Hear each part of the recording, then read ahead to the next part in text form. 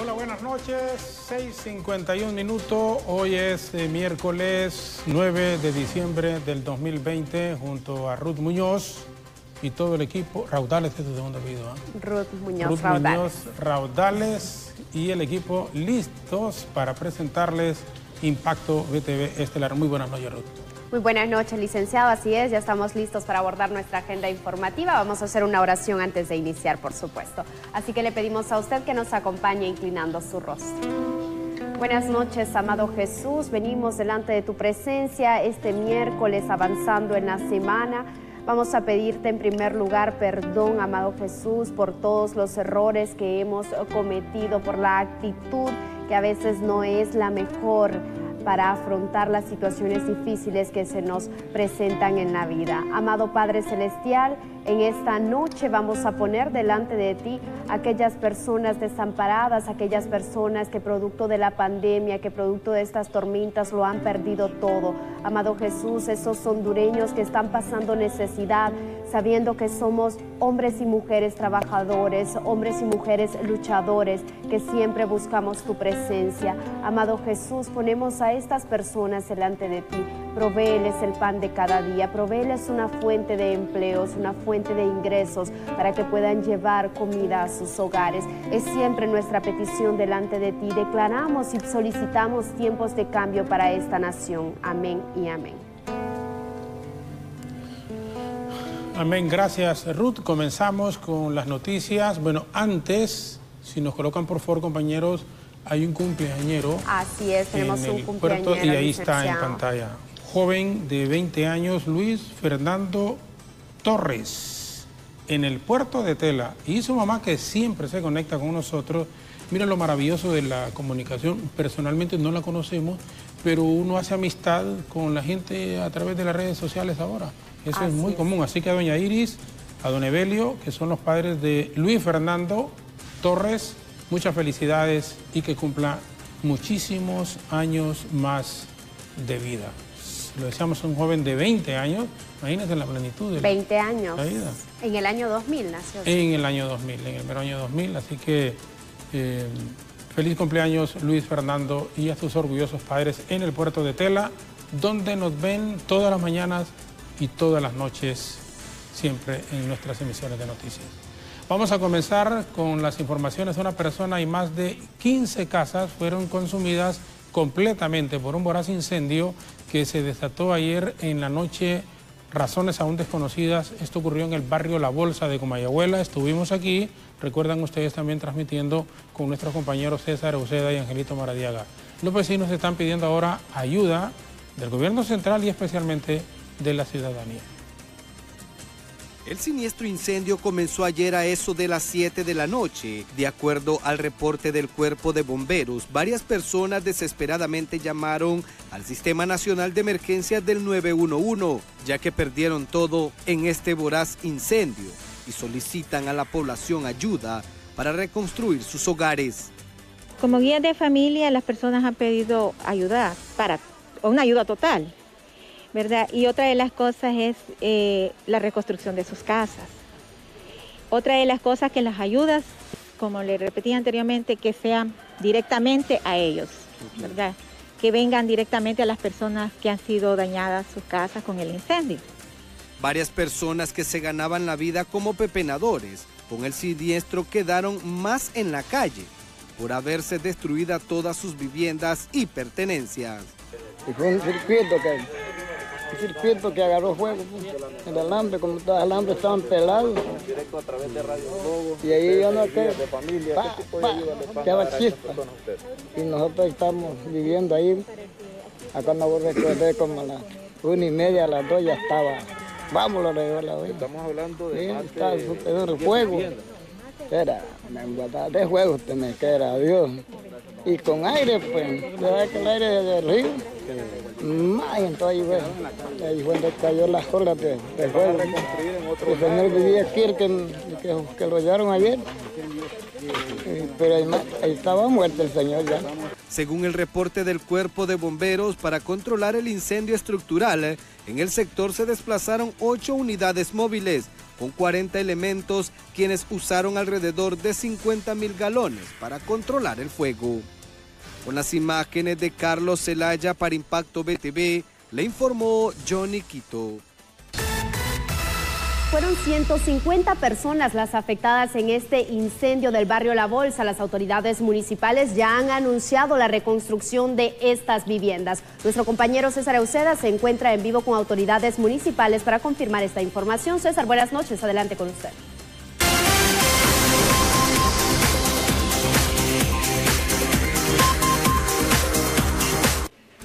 Bien, muchas gracias, compañeros, muy buenas noches. Ya luego de este terrible incidente que se registró la noche de ayer en el barrio La Bolsa, las autoridades del Comité de Emergencia Municipal han determinado algunas acciones. En este momento nos acompaña el gerente de esta entidad, Mario Reyes. Muy buenas noches. Buenas noches, ¿cómo están? ¿Qué determinaciones se han tomado, ingeniero?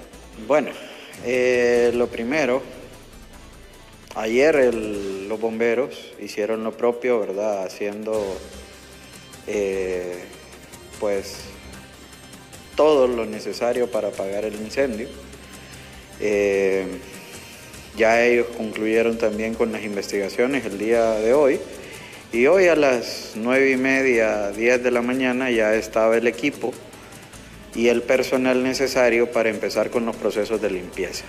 El día de ayer se habló con el señor alcalde para darle los pormenores, ¿verdad?, de cuántas familias eran. Fueron 15 familias afectadas, fueron 174 personas más o menos las que residen en esta cuartería improvisada, ¿verdad?, en este sitio, porque son covachas pequeñas, de 2x3 a lo sumo, ¿verdad?, más pero ahí habían y vivían 174 personas, de las cuales una murió, ¿verdad?, lastimosamente. Y mañana se continuará haciendo todo lo correspondiente para comenzar, y por orden del alcalde, ¿verdad?, la reconstrucción de una forma más digna para ellos de estos cuartitos que tenían en esta zona y con materiales menos inflamables, ¿verdad?, que fue lo que provocó y lo que hizo que el incendio avanzara tan rápidamente. Desgraciadamente quieren vivir ahí y por diversas causas ellos se quieren mantener en la zona, como le digo, y reconfirmo, solo 24 se trasladaron al albergue. ¿Qué le quiere decir esto? Que hay más o menos 150 personas que viven en esto y que dependen de otros medios para mantenerse, y todo está ligado a este mismo sitio, ¿verdad? Entonces es sumamente difícil, ¿verdad?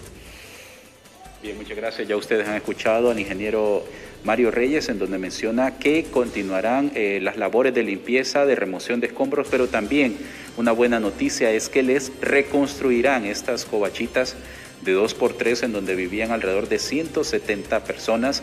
Se espera que en los próximos días, en las próximas horas, tengan mayor asistencia, pero también se les reconstruirá estos inmuebles. Una noticia muy positiva. Nosotros continuamos con ustedes en el estudio principal de Impacto BTV. Buenas noches.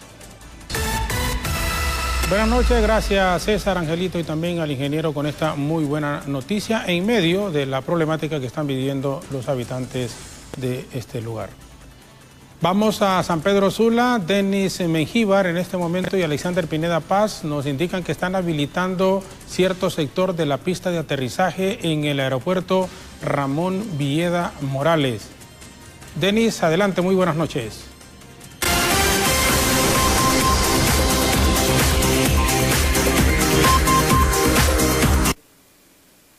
Muchas gracias, compañeros. En el estudio de Impacto BTV, el poder de la noticia. Esta noche me acompaña Ronnie Rodríguez de Copeco, quien está trabajando fuertemente. No han parado. Ellos siguen trabajando y visitando zonas que han sido afectadas con esto de las tormentas ETA e IOTA. Esta vez en el Aeropuerto Ramón Villeda Morales, ya se están activando algunas de las pistas, esto para algunos vuelos selectivos. Buenas noches. Bueno, sí, ya se ha limpiado gran parte de lo que es la pista de aterrizaje. Se está terminando de acomodar lo que es la terminal de pasajeros, pero todavía hay alguna basura alrededor de lo que es la pista, por lo cual esto limita el tamaño de los aviones que pueden aterrizar, ya que esta basura puede ser absorbida por unas turbinas y dañarse. Antes de ya se va a permitir el aterrizaje de vuelos con ayuda humanitaria. Esto depende de la clase del avión. Se tiene que pasar a Aeronáutica Civil para que ellos den las recomendaciones del caso, ya que todavía no se cuenta con asistencia en tierra a los pilotos y tienen que hacerlo por GPS. Es sumamente importante el trabajo que ustedes desarrollan en este sector, supervisando cada una de estas labores que se realizan. Esto para brindar una garantía de los trabajos que se están haciendo. Copeco, como ente coordinador de lo que es el Sistema Nacional de Gestión de Riesgos, trabaja en conjunto con todas las instituciones del Estado, empresa privada, sociedad civil, y tenemos que ser garantes de lo que se está haciendo en cada uno de estos proyectos. ¿Para cuándo se estima que ya esté casi al 100%? Para el mes de enero se empieza ya, que se puede pensar que se puede estar rehabilitada para vuelos internacionales ya de pasajeros. Significa que en esta temporada navideña, lo que resta del año, pues prácticamente solo los vuelos específicos como ser de ayuda. Así es, solo los vuelos específicos, no se va a habilitar todavía lo que es la terminal de pasajeros. Ese es un proceso que lleva, tiene que hacer revisiones muy exhaustivas para no poner en riesgo la vida de las personas. Bueno, muchas gracias a Ronnie Rodríguez, su comisionado de Copeco aquí en la zona norte, quien nos habla referente a los trabajos que se están desarrollando en el aeropuerto Ramón Villeda Morales aquí en San Pedro Sula. Nosotros con este informe, compañeros, regresamos con ustedes. Buenas noches. Muy buenas noches. Y ayuda a las familias que lo perdieron todo tras las inundaciones en la zona norte, la reconstrucción de los ejes carreteros afectados y la dosis gratuitas de la vacuna en contra del coronavirus fueron algunos de los temas tratados este día en el diálogo de Hola Honduras, mismo que contó con la presencia y la participación del secretario de la Presidencia, el abogado Eval Díaz. Este día el diálogo dirigido por el licenciado Jorge Zelaya contó con la participación del abogado Eval Díaz, quien es secretario de la Presidencia actualmente. En su comparecencia, el representante del gobierno afirmó que tras los estragos dejados por los últimos huracanes que azotaron el país, ya se está trabajando para brindar una pronta ayuda a las familias damnificadas. Y estuvimos hablando de estos temas, ¿verdad? Y ellos están recibiendo información y vamos a tener una reunión la próxima semana para abordar a profundidad ya toda esta temática de la reconstrucción nacional, porque el plan de reconstrucción, Jorge, quiero decirlo, ese no va a ser un plan que hizo el gobierno solito, sí, porque se trata de reconstruir Honduras. O sea, Honduras tiene que renacer nuevamente.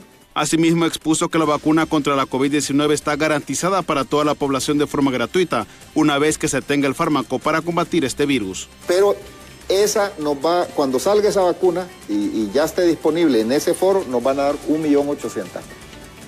El Seguro Social, a una petición de los empresarios, tanto de Tegucigalpa y San Pedro Sula, y también con autoridades del Seguro Social, y un acompañamiento que nosotros como gobierno hemos hecho, se pidió al Congreso Nacional la autorización para que por primera vez en la historia, porque nunca lo había hecho, el Seguro Social comprara la dosis de vacuna para sus afiliados.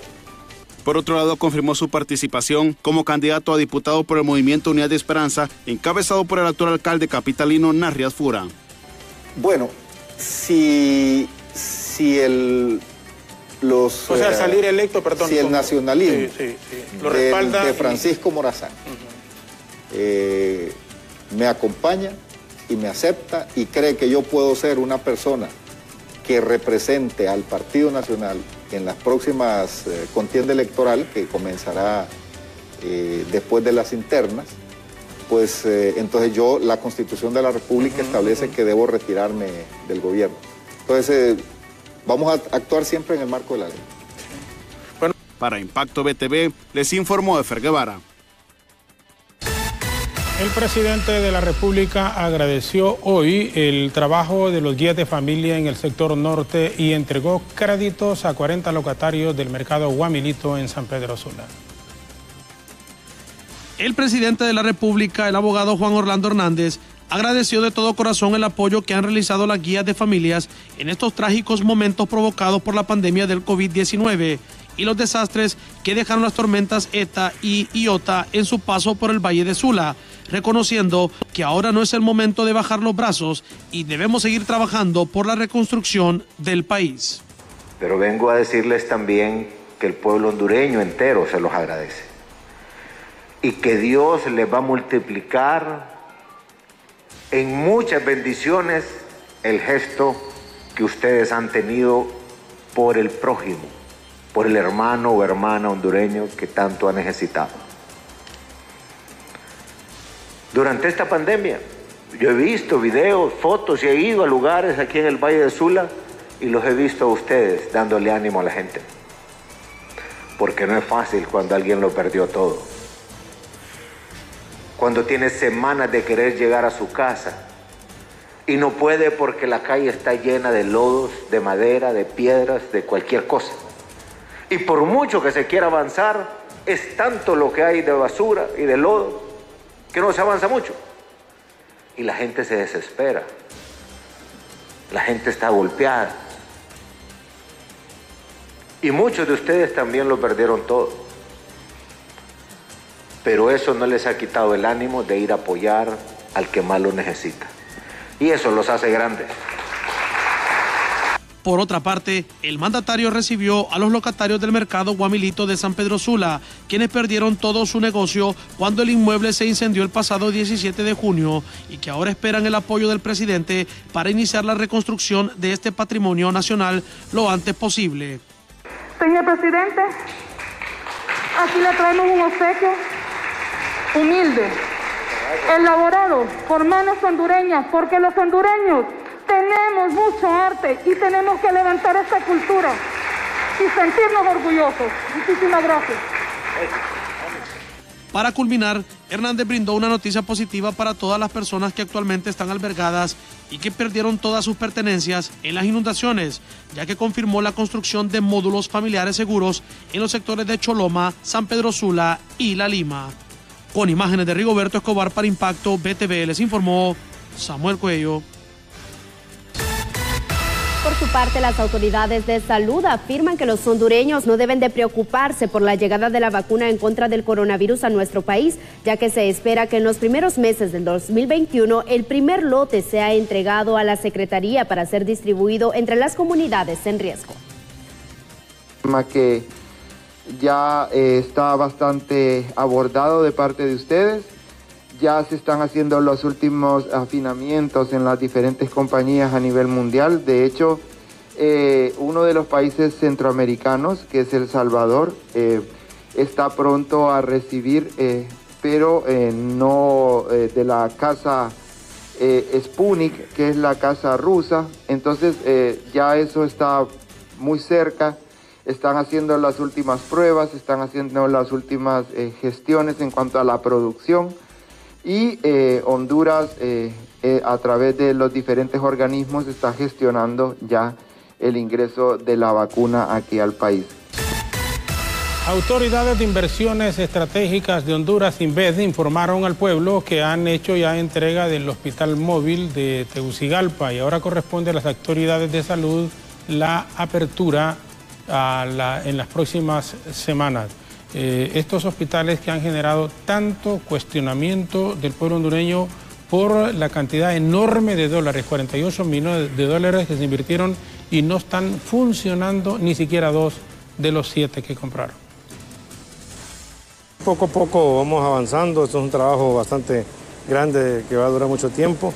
El día de hoy aquí en el macrodistrito de salud de 6 de mayo, en conjunto con los vecinos, con empleados municipales, con los líderes comunales. Bien, y médicos de la región metropolitana de salud solicitan al SINACER volver a aplicar las medidas a la ciudadanía de restricciones por dígito para poder lograr la detención en el aumento de casos positivos del COVID-19 en las principales ciudades del país.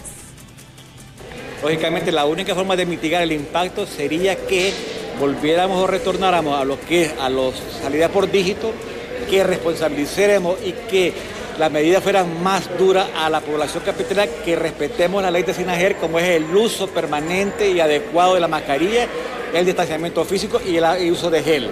Por lo tanto, eso sería lo correcto, que el gobierno o la mesa multisectorial que tienen reunión, que tomen en cuenta que estas secuelas de las tormentas tropicales, más los cambios de temperatura que hay en el país y lógicamente la circulación exagerada de población, podría en un momento dado aumentar lo que es la incidencia de casos de COVID a nivel nacional, y por ende, al aumentar la incidencia de casos, posiblemente volvamos a la etapa de mayo, junio, donde podríamos llegar a un colapso del hospital. Podríamos llegar, actualmente estamos completamente tranquilos en los hospitales.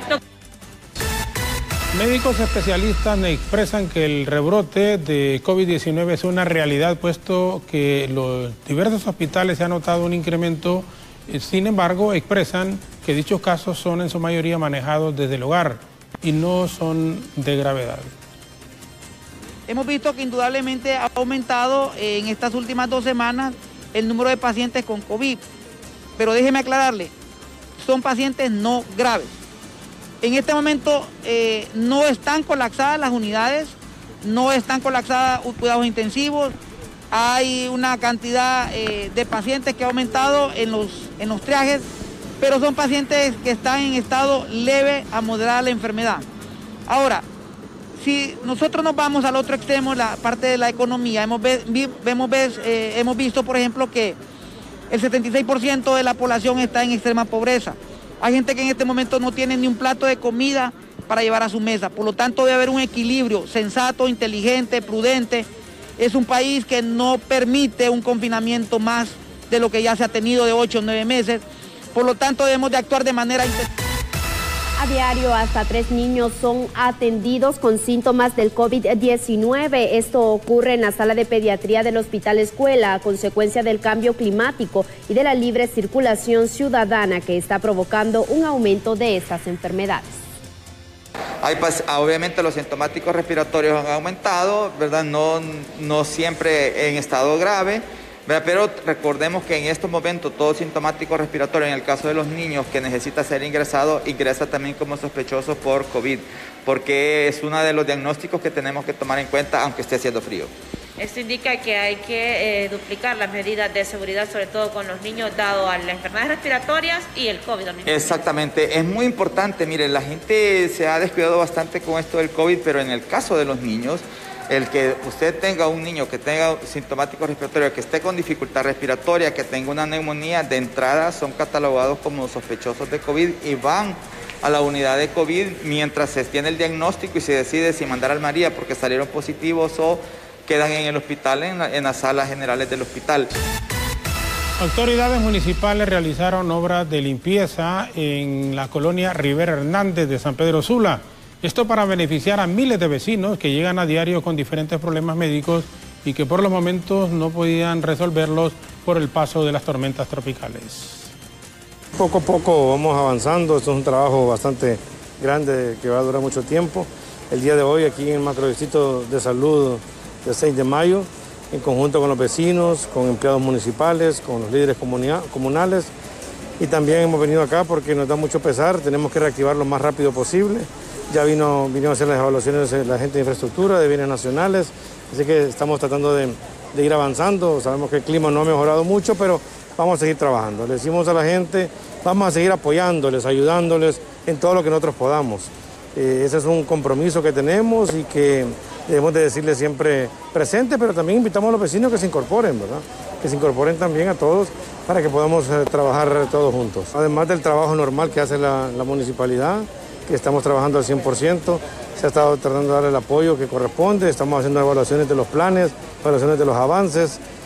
Sabemos que no es fácil, pero vamos a seguir trabajando y hacemos todo lo mejor con lo que tenemos, porque al final debemos de ser solidarios y presentamos una gratitud muy grande a los empleados municipales, a los colaboradores que lo hacen de buena voluntad, y le decimos a los vecinos que gracias por recibirlos con los brazos abiertos. Para lograr una celebración navideña digna de los hondureños, diferentes alcaldías han tenido que innovar y darle a la población una celebración que beneficie a los hogares, todo con el propósito de evitar más contagios de COVID-19. Innovación proponen regidores para la festividad de las fiestas navideñas, con el único objetivo de evitar contagios masivos de COVID-19. Todo esto será para que las familias disfruten la Navidad segura en los diferentes municipios. Sí, obviamente por las restricciones que nos está dejando la pandemia, pues tenemos que innovar en este caso de cómo vamos a hacer las celebraciones navideñas. En nuestro caso como gobierno local, que siempre estamos compartiendo con nuestra gente las celebraciones de Navidad.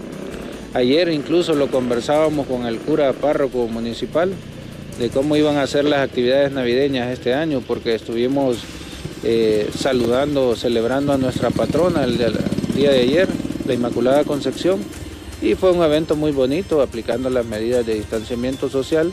Aunque ha sido un año atípico, pobladores aseguran que es un buen momento para darle gracias a Dios en todo, dado que llegar hasta este momento es un tiempo de agradecer las maravillas de nuestro Padre Celestial.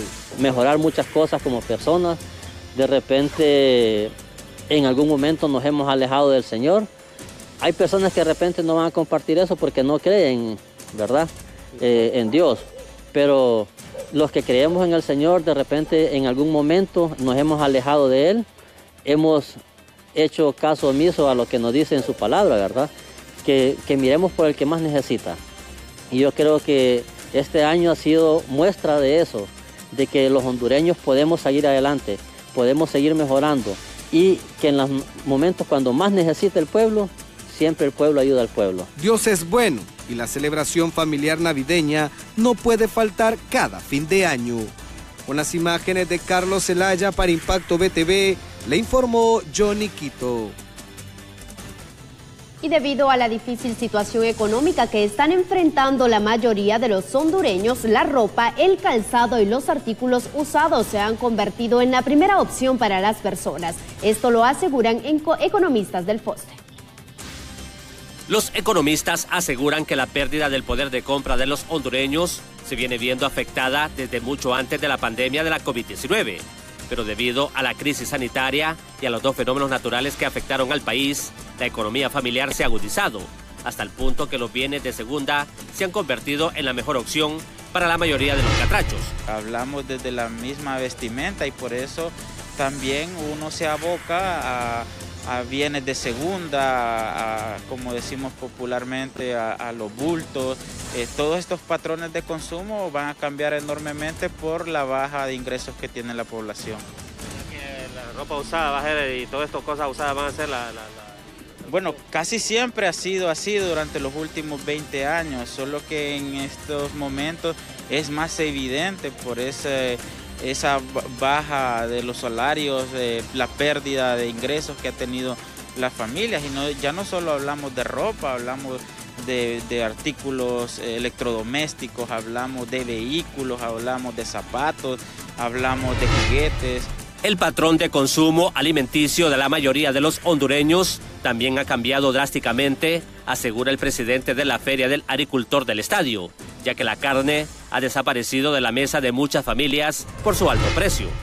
Yo he venido manejando desde antes de la pandemia que hay muchos productos que ya son un lujo, que ya eran un lujo en la cocina de muchos hondureños, y hoy por hoy definitivamente la tendencia es que desaparezcan muchos productos de la cocina del hondureño. ¿Cuáles? Bueno, pueden ser los productos cárnicos, por ejemplo. Solo en la Feria del Agricultor del Estadio las ventas han caído en un 70%, problema que refleja que el poder de compra de los hondureños se ha perdido en un porcentaje muy elevado. En cámaras Isaac Alcerro les informó Luis Durón para Impacto BTV. Los condenan y califican como un acto inmoral que en ciertas instituciones públicas se estén otorgando incrementos salariales selectivos de hasta 8.000 lempiras, que los trabajadores de base no le nivelan ni 1.100 lempiras que se pactaron desde hace años atrás. Nosotros estamos condenando la actitud miserable de algunos directores o juntas interventoras de algunas instituciones descentralizadas y desconcentradas del país, que en vez de generar la oportunidad de ganar un poco más a los empleados, aun y cuando hemos firmado acuerdos, como el caso del Registro Nacional de las Personas, que se les iba a aumentar 1.100 lempiras a los trabajadores y trabajadoras, no, más bien han hecho sendos aumentos selectivos de más de 20.000, de 15.000, de más de 10.000 lempiras, en vez de pagar 1.100 lempiras al común denominador de los trabajadores que sin duda están bien limitados con pandemia, con huracanes y todo. Es un acto inmoral realmente, no es ético, para nada que es ético. Lo que habrían de hacer es cumplir con los acuerdos firmados para darle a aquel compañero y compañera trabajador que gana 10.000, 12.000 lempiras. Ellos algunos ya ganan 30.000, 25.000, 20.000 y se aumentan cantidades enormes. Esos aumentos selectivos no son morales, son un acto inmoral totalmente. Líderes de las MIPYMES y de la gran empresa desde ya se oponen a un ajuste al salario mínimo porque aseguran que la pandemia y las 2 tormentas tropicales que afectaron al país los tienen de rodillas económicamente. Todavía no ha iniciado la negociación del ajuste al salario mínimo y ya existe oposición por parte de los empresarios para que exista un aumento salarial para la clase trabajadora. El presidente de la Asociación Hondureña de Microempresas y Sector Social de la Economía asegura que la MIPYME no está en condiciones de pagar un incremento salarial. Complicado, después de COVID-19 y 2 huracanes y todo lo que ha pasado, es imposible que platiquemos de incrementos en salario mínimo si antes de todo esto hemos solicitado un trato diferenciado para las MIPYMES en esto de las negociaciones del salario. Ahora pues mucho más, así que no tiene sentido hablar de eso. Por su parte, el presidente del Consejo Hondureño de la Empresa Privada asegura que un aumento al salario mínimo en estos momentos provocaría la pérdida de más empleos en el país. Bueno, no me quiero adelantar. Bueno, mire, por simple lógica, si usted ha perdido 1 millón de trabajos en el país, aumentar el salario mínimo sería catastrófico, ¿verdad? O sea, yo creo que sumaría más desempleados al país. Entonces, yo creo que hay que verlo en el momento. Yo creo que todos estamos aquí con la mejor intención de sacar el país adelante. La dirigencia obrera asegura que muchas empresas no han sido afectadas por la crisis sanitaria ni por los fenómenos naturales ETA e IOTA, por lo que esas sí tienen la capacidad de dar un ajuste salarial y a las MIPYMES se les daría un trato preferencial. En Cámaras y Sacalcerro les informó Luis Durón para Impacto BTV.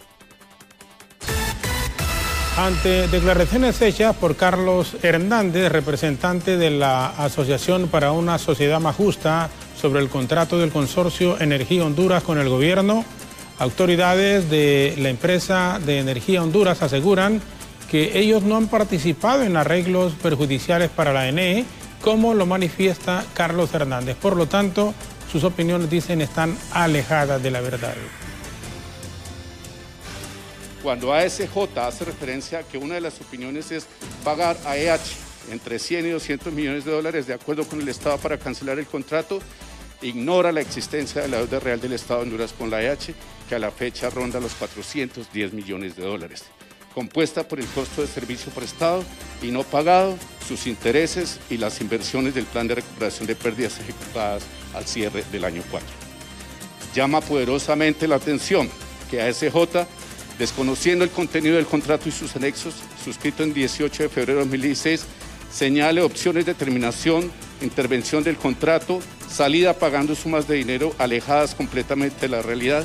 Asimismo, promueva, a través de ellas, la vinculación de posibles empresas interesadas en tomar esta operación, entre otras, todas las cuales implican responsabilidad si se realizan sin tener en cuenta las condiciones del contrato y lo establecido en la ley, que por el contrario deben hacerse salvaguardando la seguridad jurídica que debe prevar entre los estados y la inversión privada, nacional o extranjera.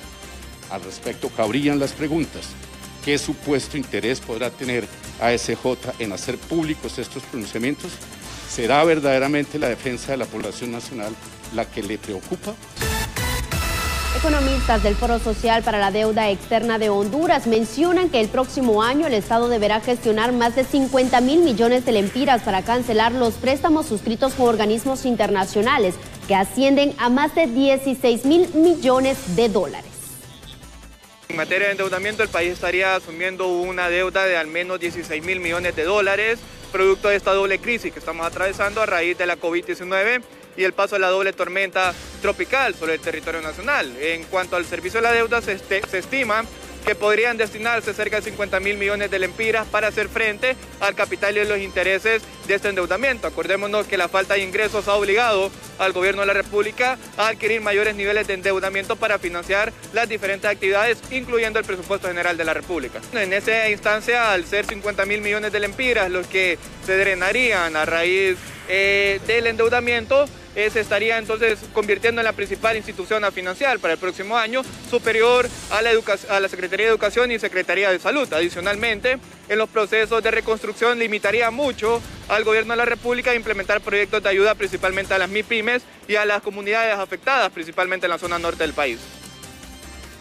Las secretarías de Estado y alcaldías serían de las primeras a las que se les va a cortar el servicio de energía eléctrica a partir de enero por morosos.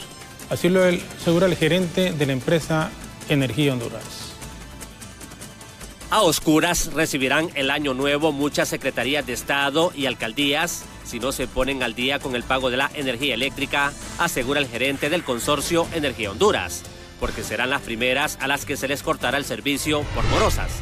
Los acueductos, las municipalidades, las telecomunicaciones que son estatales, algunos colegios de carácter público, el sector salud, son muchísimas las entidades que le adeudan a la estatal energética una suma superior a las 3.000 millones de lempiras. El gobierno ocupa el segundo lugar de los deudores con la NE, ya que le debe más de 3.000 millones de lempiras en consumo de energía eléctrica.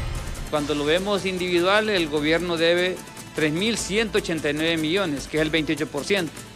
Las residenciales andan en 5.319, que es el 46%.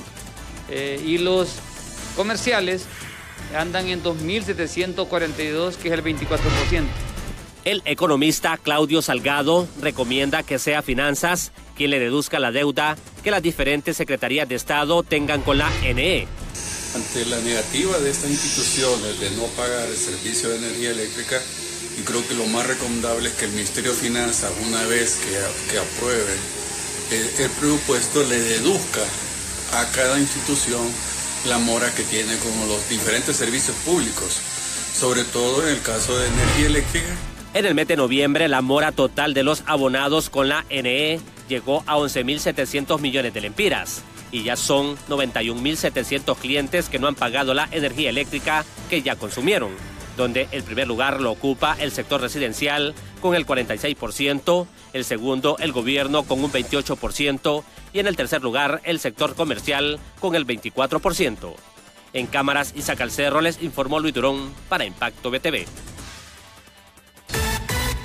Y una nueva caravana de migrantes podría estar saliendo a primera hora de mañana jueves de la gran terminal de San Pedro Sula hacia los Estados Unidos, esto debido al gran número de compatriotas que lo han perdido todo producto de las inundaciones y otros por la falta de un empleo.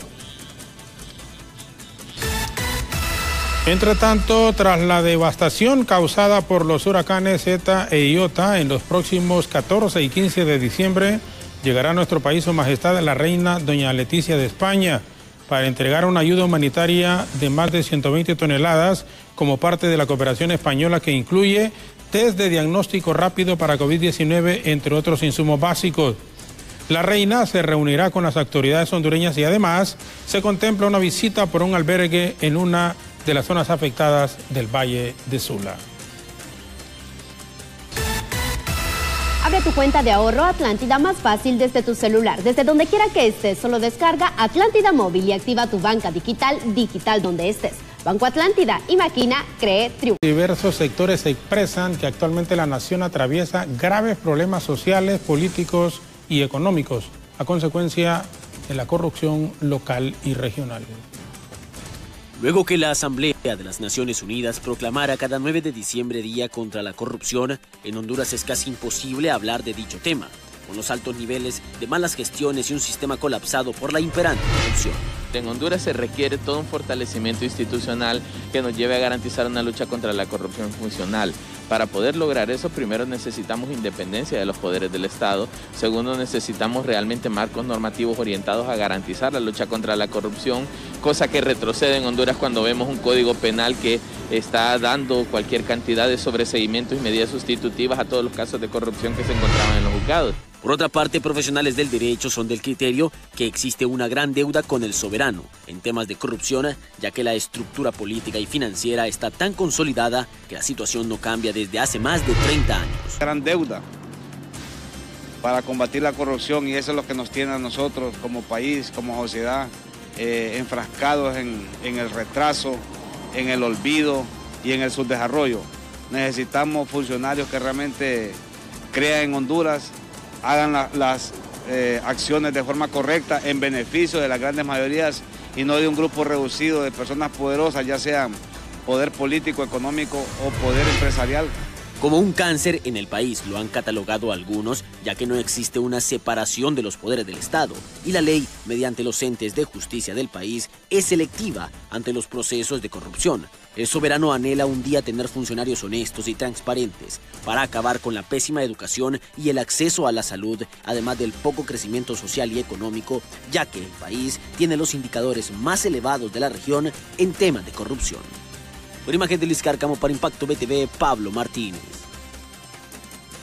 Congresistas de la oposición y miembros de la Comisión para la elaboración de la nueva ley electoral expresan que para evitar irregularidades y procesos viciados se realicen los próximos comicios con la actual tarjeta de identidad y se depure el censo, ya que denuncian que con el enrolamiento existen muchas inconsistencias. Bueno, anular todo el proceso de enrolamiento porque estamos viendo que hay enormes irregularidades y irnos a las elecciones primarias con la tarjeta de identidad vieja y ir a los generales con la tarjeta de identidad vieja y hacer un nuevo proceso donde genere confianza con los organismos correspondientes de la nueva tarjeta de identidad. Porque imagínense, donde aparecen 4 millones de hondureños enrolados y hay casi 2 millones que tienen inconsistencia, prácticamente el proceso no sirve. Entonces lo más recomendable es que nos vayamos con la nueva tarjeta, con la cédula de identidad, con el proceso censo y simplemente lo que hay que hacer en el Congreso Nacional, un proyecto de ley para sacar a los muertos del censo. En la agenda legislativa de este día se aprobaron iniciativas de ley para disposición de vehículos decomisados relacionados con hechos de tránsito, delitos y otras acciones investigativas, así como también la creación de un fondo especial de rehabilitación social y económico en el sector cafetalero, que será destinado del Presupuesto General de Ingresos y Egresos de la República. De igual forma, se autorizó ascensos en los mandos internos de las Fuerzas Armadas y de la Policía Nacional. Mientras tanto, dirigentes magisteriales exigen una evaluación retrospectiva para los más de 800,000 estudiantes que no tuvieron acceso a las plataformas educativas, ya que al ser promovidos al siguiente año educativo tienen muchas carencias en sus conocimientos básicos. Ahora, es injusto e ilógico pensar que esos más de 800,000 niños van a perder el año por el simple hecho de ser pobres. No es justo, no tienen por qué. El 22% de los alumnos que no entraron porque nunca tuvieron un aparato inteligente, el 26% que retiraron porque no les gustaba el dinero para otra cosa, no son culpables de ser pobres. Es el sistema que los tiene pobres y por lo tanto es el Estado quien les tiene que resolver sus problemas. Nosotros creemos, independientemente de que lo que se diga en cualquier momento, nosotros creemos que lo más lógico en este momento es, en primer lugar, la promoción automática e inmediatamente después, en el mes de febrero, hacer una evaluación retrospectiva, el análisis y medición de conocimientos que lleva cada uno de los hipótesis para que cada uno de los docentes sepa de dónde va a empezar el año escolar. Esa sería la forma más correcta de comenzar el próximo año. El Juzgado de Letras en materia de corrupción elevó a juicio oral y público el proceso que se lleva a cabo en contra de 17 exmiembros de la Universidad Nacional de Agricultura, entre los que se destaca el exsecretario de Educación, el doctor Marlon Escoto. El Juzgado de Letras con competencia nacional en materia de corrupción ya ha notificado a las partes procesales de la resolución de la audiencia preliminar, lo anterior en el proceso instruido contra los exmiembros de la Universidad Nacional de Agricultura. La determinación del juez de letras de corrupción ha sido elevar la causa a juicio oral y público, tal como lo había solicitado la representación de la Fiscalía.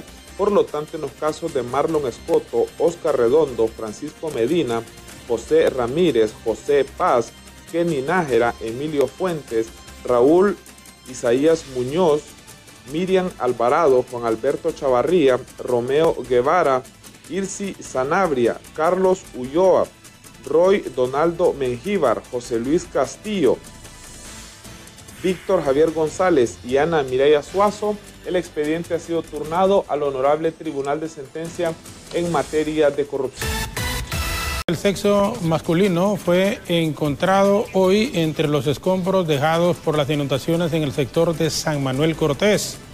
Los vecinos de la colonia, gracias a Dios, alertaron a las autoridades, quienes hicieron el levantamiento del cuerpo ya en estado de descomposición. Un reconocido maestro de educación media fue ultimado a balazos en la colonia Santa Fe de San Francisco de Ojuera, en el departamento de Santa Bárbara. El docente fue identificado por sus parientes como Benedicto Pineda Pérez, de 54 años de edad, quien también era delegado de la Palabra de Dios en la comunidad y exdirector distrital en Santa Bárbara. El maestro fue atacado a balazos frente a su familia por dos sujetos armados que llegaron hasta su casa. Los parientes aseguran desconocer las causas por las que le habrían quitado la vida. La Fuerza Nacional Antimaras y Pandillas, en coordinación con el Ministerio Público en el marco de la Operación Júpiter 5, le dio captura a varios individuos acusados por el delito de extorsión. Un miembro de la pandilla 18 fue capturado esta tarde por elementos de la Fuerza Nacional Antimaras y Pandillas en la colonia Los Pinos de Tegucigalpa, acusado por el delito de extorsión. La detención de este individuo se realizó mediante una acción de seguimiento y vigilancia, luego de haber obtenido información de su paradero. El capturado fue identificado como Eric Fernando Benítez Hernández, de 35 años de edad, conocido con el alias del Genio, quien tiene antecedentes por robo, allanamiento de morada, violencia intrafamiliar y amenazas.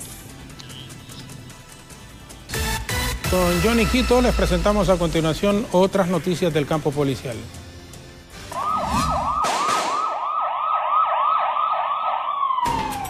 En atención a una orden judicial, la Policía Nacional capturó a una mujer por el delito de estafa continua en la colonia San Miguel de la capital. Se trata de una dama de 46 años de edad. La detenida tiene 2 órdenes de captura de la fecha 1 de abril del año 2018 y estafa continuada, ordenada el 30 de octubre del año 2020. La detenida fue llevada ante la Fiscalía de turno para continuar con todo el proceso legal y verificar si tiene más cuentas pendientes con la ley. En otro sector, las autoridades reportaron la detención en flagrancia de una supuesta distribuidora de la Mara Salvatrucha en la capital. Su arresto se llevó a cabo en horas de la mañana de este día en la colonia Villanueva, mismo lugar donde tiene su centro de distribución. Luego de varias investigaciones, arrojaron que la persona detenida es conocida como la alias La Negra, de 19 años. Al momento de ser requerida, le decomisaron una cartera donde llevaba 100 envoltorios plásticos transparente conteniendo polvo blanco, supuesta cocaína, dinero en efectivo, una libreta en la que se observa el control de la venta del alucinógeno. La detenida fue puesta a disposición de las autoridades competentes para que se proceda conforme a ley.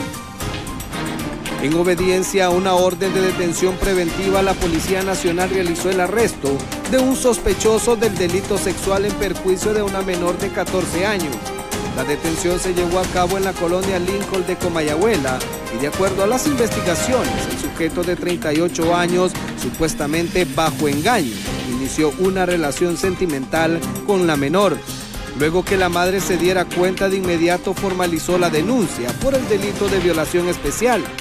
En ese sentido, la Dirección Policial de Investigaciones lo pondrá a disposición de las autoridades competentes para que se continúe todo el proceso legal correspondiente. Con las imágenes de Carlos Zelaya para Impacto BTV, le informó Johnny Quito.